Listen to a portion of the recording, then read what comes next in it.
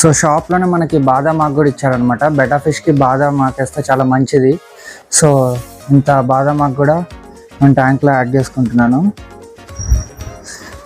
ఇది వాటర్లో ఏమన్నా అమోనియా ఏమన్నా టాక్సిక్స్ ఉన్నా అట్లా కొంతవరకు కిల్ చేసి తర్వాత అట్లకి ఏమంటారు pH లెవెల్ సెట్ చేస్తుంది అనమాట. బెటా ఫిష్కి ఎట్లా కావాలో అట్లా.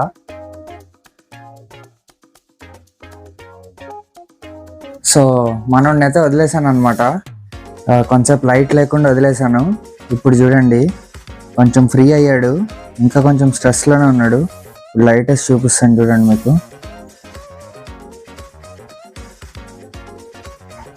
ఇలా ఉన్నాడు అనమాట మనోడు. ఇంకా కొంచెం అలవాటు అయితే ఫ్రీగా తిరుగుతాడు. చూడండి వచ్చి చూస్తున్నాడు. కొత్త ఇల్లు కదా, ఈరోజే గృహ ప్రవేశం చేశాడు ఇంట్లోకి.